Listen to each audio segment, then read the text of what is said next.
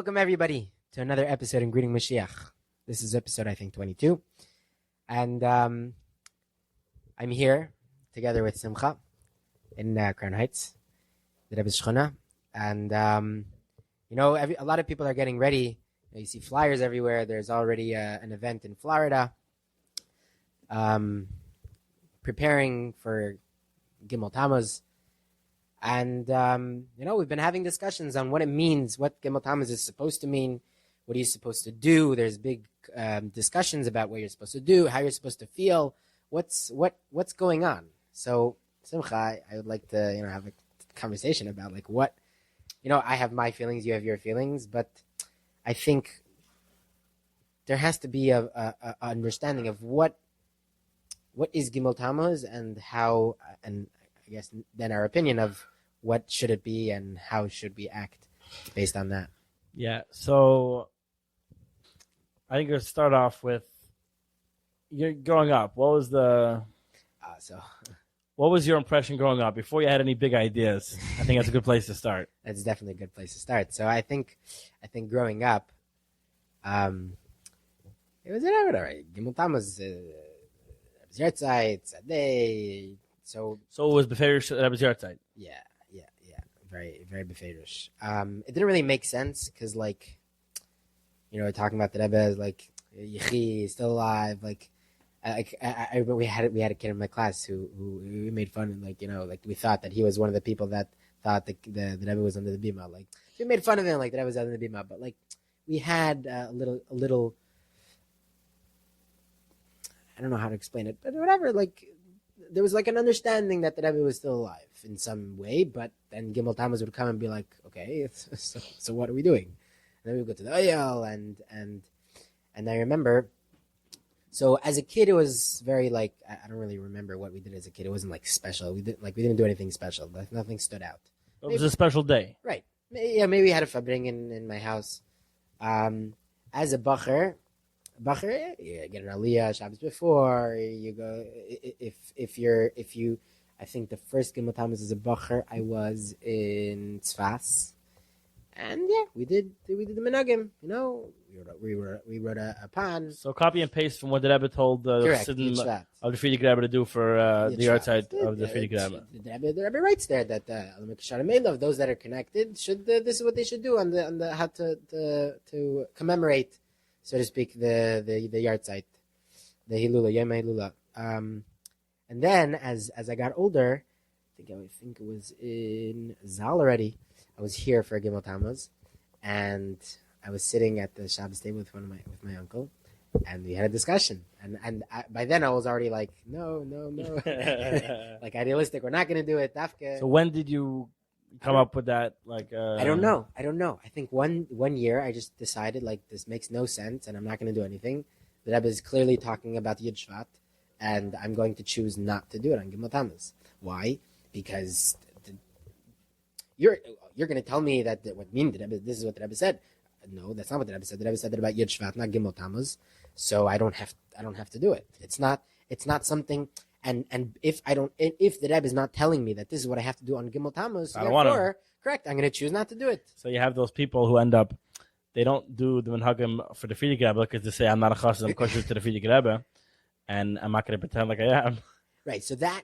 Then you have people who say I'm not going to get a Gimel Tammuz. So you end up cut off from both sides. Right. So but this is not a discussion about Yud Shvat. So it's actually interesting because this same uncle that I was having a conversation did it on Gimel Tammuz, but didn't do it on Yud Shvat because it's consistent. I'm not correct. I'm not. The Rebbe says because he pointed it out to me the inconsistency. Why are you doing it on Yud Shvat if you're not going to do a Gimel Tammuz? I'm like, that's a good point. The Rebbe says in the letter, those that are connected. Yeah, but obviously the Rebbe considered everyone to be, so to speak, Mekusher to the Friedrich Rebbe because he's the Nasi Hadar. And the premise was that it's for Chassidim and people who care about the Friedrich Rebbe, and that obviously that's everyone, and therefore they're printed every year. Right. That was for the longest time. That was the understanding of Chassid is certainly the ones that didn't remember the Friedrich Rebbe was that we're doing this because the Rebbe cares about this. This is the Rebbe not so much because we personally are makosher to the Friedrich Rebbe. It's a clear hirah what to do for Yud Shvat. This is how you celebrate the Yom Tov of Yud Shvat, and it also I think it I don't know this for certain, but it sounded like by the Fabringen, whatever, that it seemed that even in the later years, that when people were celebrating Yud Shvat, not outside Yom Elul, but also outside the Rebbe's accepting of the Nesios, that it was part and parcel of that also. That part of the Yud Shvat day of being the Rebbe's day also was to do this. This was like part of the hachana for Yud Shvat. It was also to doing that. So Yud Shvat, you have it, but Gimel Tammuz, like, do you have to do it? I don't know. It's definitely an interesting question. That's what we're here to discuss. Yeah, so but I could share first my experiences growing up, for what I recall. So growing up, always it was obvious that I was alive. I can't say I really knew what that meant, but I knew it was very different than any other tzaddik. Right. Not like the Frierdiker Rebbe. I'm like the Alter Rebbe. The Rebbe's alive. Whatever it meant that he was the Rebbe before, he was still the Rebbe, and then nothing changed, and then business as usual, so to speak. Didn't know exactly what that meant, but it definitely meant that Gimel Tammuz, was obviously a significant day, but in no way was it the Rebbe's yard site. Like, that wasn't the word I ever used or heard. Like, that wasn't. It's not a yard site. It's not a Yom Hilula. We never used, if I could help it, the lashon of Zia and all the things, the fiction, so to speak, that apply with someone's yard site. Right. Were totally not on the table. What is it? Yeah, this I couldn't tell you. It's a day to Island Pastor. That's what it was. Right. It's a very sad day, or like some Chassidim say, it's the most confusing day of the year. I hear that. Yeah, So I spoke to a friend of mine who has a very different outlook than me, and it's because he grew up differently, so it makes you have a very different opinion about things. And he grew up that it's like Yud Shvat, but by us it's Gimel Tammuz. Gimel Tammuz is the Rebbe's yard site, my Rebbe's yard site. This is such a special day. It's amazing, and he felt that it's in no way confusing. It's not a contradiction. It's I have a Rebbe. The Rebbe is very real to me, and this is his yard site. This is the most special day that could possibly be. Wow. And it's like, I totally didn't grow up the way. I don't see it the way, and I don't think it makes any sense. But he did grow up the way, and to him it does make a lot of sense. Right. And it does resonate. Right. And it works, Yeah. Huh. So a lot of this is hergishi, when it comes to these things, obviously. Correct. But getting to the meat and potatoes of the issue here, Gimel Tammuz is not a yard site. The Rebbe is not a tzaddik like other tzaddikim. The Rebbe is not a Rebbe like other Rebbes. The most important factor here that we cannot ignore is you have to ask yourself, why did nobody think Gimel Tammuz would happen? There's a reason we're all confused about Gimel Tammuz. How come we're not confused about any other tzaddik's yard site? Right. Well, why is there no eighth Rebbe, right? Well, why? There's a reason. And 1 second. So let's. Yeah. A lot of statements there. Yeah. Aha. So right. That makes sense, right? If you're listening to people that were there and they were part of the things before Gimel Tammuz, right? It wasn't. If you talk to people that were in it, not people that were observing. There was no. It's so interesting. So the reason why they didn't think so, I heard this on a different podcast recently. I don't know if he was agreeing that we should still think that, but at least at the time, it was obvious to them from both learning the Rebbe Sichos and the way everyone verbringed and spoke and understood what the Rebbe was saying. It was clear that the Rebbe was going to be and is Melech HaMashiach, and he was going to take us out of Galus. That was fact. And it's obvious that with that in mind, of course, Gimel Tammuz is not an option. That would take us out of Galus. What Gimel Tammuz? Right. So, and this wasn't something that was invented like in Memches or in Beis or in Daled. This was something that was the undercurrent, so to speak, from Basar Lagani. When the Rebbe first started and said that this is going to be the Derech Shvi, the last generation of Galus, that it's our job to bring the Gula. And the Rebbe continued with that theme. His entire shlichus was, he's clearly koching it, trying to bring the Gula. And that came to a fore in the nuns. And the Rebbe was all the way pushing that he's Mashiach and that the Gula is imminent until he said the actual Nevuah. He needs a Mashiach Ba, La'alta L'Gula. It was clear then the Rebbe started speaking about Kabbalah Pnei Mashiach Tzekenu and all these things. Mashiach is Bez Galos. Mashiach is revealed. We just need to go greet him. He's taking us out of Galos. Followed up by Yechi.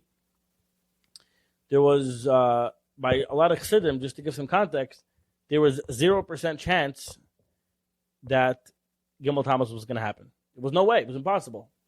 The Rebbe was taking us out of Galos. So they weren't even so concerned about the health problems of what was going on. Right. I mean, he was sad that I was in pain or whatever it was, unfortunately, whatever it was, but it didn't matter because... Right, it was part of the Mashiach. For sure, the Rebbe was taking us out of Galos, so there's nothing to be concerned about. And this was the generic... Now, there were some people tell you that they thought differently, and it's very possible, but this was a very mainstream way of looking at it. And like we said, based off of the Rebbe's Sichos, not... And not just the Rebbe's Sichos, also the Rebbe's Hanaga for that whole year, those few years. So, people will point out afterwards, you could say the Sicha of, was it Zayin Shvat, about the Iron Akayin Yinaviecha, and then the Rebbe wrote a will, etc. There were some things that showed that maybe he left open a possibility of something that's happened. But generally speaking, it was not considered something that was even on the table. So, now that Gimel Tammuz did happen, you have to ask yourself, do you say, well, I'm just going to cancel all of that, I guess we were wrong? Or do you say, well, obviously, that is the truth of Piteda, and what we're seeing now is some sort of Halam Behester, and we shouldn't take it too seriously? That's really the question, our perspective here. Mm-hmm. If the Rebbe is really Melech HaMashiach, and that's still true, you have to first figure out if you still think that's true. If you think that it was all a big tefillah and Yehiratzin, then this podcast is not for you. go see our previous episodes. Then whatever. Then obviously it's a yard side. The Rebbe was a great tzaddik. He was a great Rebbe, and better luck next time. And really, we should really get an eighth Rebbe then. But in that scenario, you need another Rebbe. You need another Nasi. Then there's no reason not to have an eighth Rebbe. Correct. And it's a problem that you don't. Correct. It's very interesting. Why are you pretending like the Rebbe is still the Nasi? Which is a very good sefer. Everybody should learn it. And over there, it lays out in very short, but it gives you all the sources. You can learn it much more extensively about the importance of a Nasi Adar, and not just the importance, but it's so central to Judaism, to Yiddishkeit. The way you connect to God is through the Nasi Adar. You need a Nasi Adar. You need to connect to the Nasi Adar in order to properly connect to the Eibishter. Yeah. So by saying that Gimel Tammuz and this whole thing about the Mashiach, and it was a nice try, and Gimel Tammuz is a yard site, it's a big problem. You have an obligation. So it's actually very interesting that I put out an op-ed. Like an op-ed, yeah, about the Shmini, the kid that brought it up, and about how it's very important that we get the story straight, because especially this that we say that the Rebbe is Nasi Adar, and then we make a whole big deal about Gimel Tammuz, like you're saying, it for a kid it doesn't make any sense. It confuses kids, and then they start saying weird things, and at a certain point they just throw everything out because it's like right. So this is what you have to ask is, what's the narrative? If the narrative is that the Rebbe is okay, so if the Rebbe in fact did tell us the truth, obviously, and it's not a big Yehiratzin, that means that the Rebbe is still Mashiach, and he's still taking it out of Galus. Mashiach is already revealed, and we're holding in some interesting in-between period where the Rebbe still doesn't yet have the ability, unfortunately, to take us out of Galus, and we have a Avodim Yuchedes, the Aviyah says Galus Apayel Ba'ilam, to really bring out the Geula, and the Mashiach should take us out of Galus fully. And that's the job we have now to make that happen. It's obvious then that the Rebbe having a yahrzeit doesn't fit into this theme. We're holding Otat by the Geula. The Rebbe is taking us out of Galus. This is the whole koch of the entire Lubavitch. Your whole avodah. You wake up in the morning, like the Rebbe says, before Moedani. You already have the Avin Shel Mashiach. This is what it's all about. What yahrzeit? What are you talking about? The whole thing doesn't start. It doesn't compute. It doesn't make any sense. Gimel Tammuz doesn't make any sense. Was a Gimel Tammuz. So whatever the halachas are, you have to look at whatever. So you'll bury him and you say kaddish. But But it's fake news. Like Rashi says by Yaakov Avinu. That the Afagav, the Chatuch Hataya, like you were saying, Chatuch Hataya was Saptis Abdaya. It's fake news. Ma'azar B'chaim, the Gemara makes a hekesh. Ma'azar B'chaim. It's not like people think. People don't understand the Gemara. I just saw a clip today about that. I was saying that everybody's making a nice whatever that Ki'ilu, like no, not Ki'ilu, not Chavadimyan. It's not a Chavadimyan. It makes it very, very clear. The Gemara is not saying that because through his children he's alive. Right. That's not shot of the Gemara. And you know what everybody does say about Mazar B'chaim Mafu B'chaim, that it's Taka, that he's living on through us. No, that's not what. That's not what. It's a nice pirush that it says that sometimes some sichas. It's not what the Gemara says. Right. What the Gemara says is the Gemara is making a hekesh. Whatever it is. Mazar B'chaim. That's the proof. The Gemara uses that as a proof. Afu B'chaim. Therefore, we know that he's alive. That is the proof that he too is actually alive. Right. And Rashi learns it Kapshuta. And it's Pashut and Achizes Naim. Nidma Lahem Shemes. It appeared to them that he died, but he wasn't really alive. He wasn't really dead. And like Chaim says that Yosef kissed him because he really was alive, so it wasn't a problem. He knew the truth. By the way, that's an halachic. Ramification. So yet, there's certain things you have to do, Torah tells you, because he looks to you like he passed away, even though you know it's not true, even up with Torah. Torah also tells you because it looks a certain way, you have to bury it. You have to say Kaddish. You have to say, the question becomes now, how far do you take it? Some people say, Taka, you're correct. I've heard it from some Mashpiyim. It's all fake news. There's gerecht. The Rebbe is Chai V'Kayim. The Rebbe is our Rebbe. He's taking us out of Golas. This is the Shturim. And along with the halachas are the Menhagim. And you have to prove the Menhagim. The Rebbe is not a Gan Eden. He's not going up any Elis and Shemayim, so there's no reason to say Mishnayos. All the Menhagim don't really apply. What you really earth a candle for? All these Menhagim have to do with a person finishes his Avodah in the world and getting Aliyah and Shemayim. The Rebbe finishes Avodah in the world. We're Irish holding. This is the whole. We're at the cusp. So talking like my friend was saying, but like so to speak, as each phase of the Rebbe's Nesias ended, there was a histalkus of that part of the Rebbe's Nesias. So when the Rebbe stops for breaking during the weekday, so there's a histalkus of that Indian. So the Rebbe finished with that Avodah. So we should observe all the. We should observe all the. so too, with the Rebbe's Avodah, so to speak, the way he was interacting with us physically, there's a histalkus of that Indian. So there's an aliyah of that Indian. Well, why do you have to celebrate each histalkus? Calling all the things histalkus because the Rebbe stopped doing something is a histalkus. It's a bit wishy-washy. Yeah. It's also a weird use of the word. Yeah, no, because it explains in Tanya the histalkus means. Right. Okay. Doesn't mean removing. It means that it's there in a mark of the Gaivin. Right. So I hear you. It's not peculiar. The Rebbe's not. You can't see the Rebbe now. Most of us, at any rate. So what are you supposed to do? So my hegesh is that as much as you can, try to not do the Menhagim if you don't have to, because Taka they don't apply, because they're not on theme, because the Rebbe is not being done as Shechina in Gan Eden. The Rebbe didn't finish the Avodah in this world. The Avodah is to bring the Gula. That is the Rebbe. He's here to bring the Gula. And we're still in the middle of that. Until we do that, Tavavalerik. To quote the Rebbe. This is the job. This is the mission. This is what matters. So the Rebbe is right now in the middle of his Avodah to bring the Gula. It's up to us right now. But the Rebbe explains, it's up to Mashiach. We're the ones maybe who have to make it happen, but right. The thing is, he's on Mashiach right now. He has to take us out of Gola. So how could you?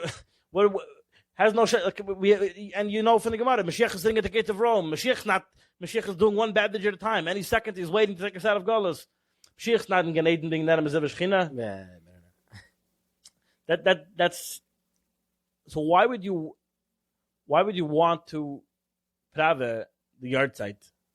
The Rebbe has a yard site, and he says we'll celebrate his life, his living legacy, how we continue on in the mission, as if. And you try to fit in for you still the Rebbe, and it gets all confusing, and it doesn't really work.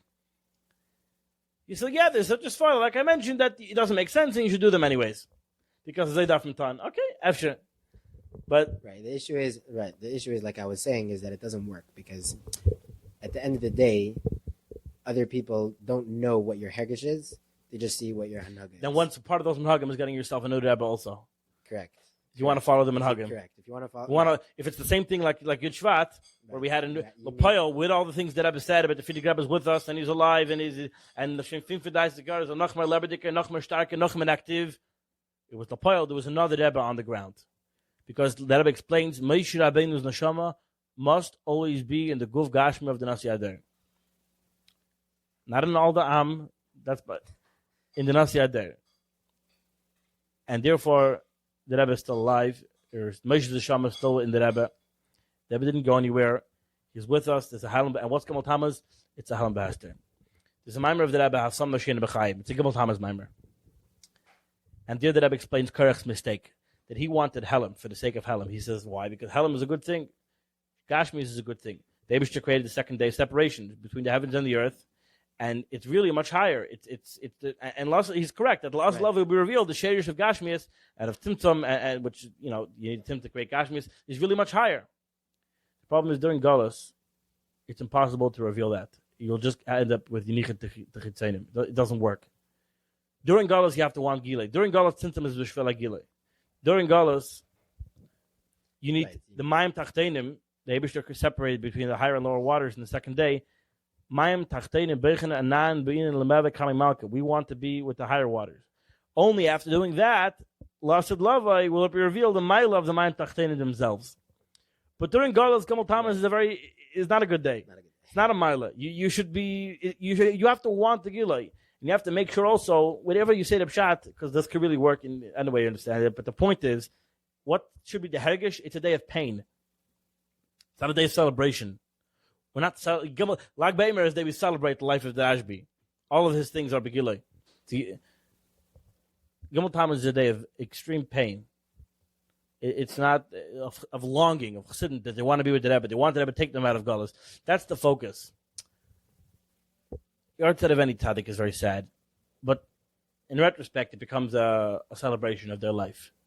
Because on that day, their life is shining. By the Rebbe, it's about the mission at hand right now.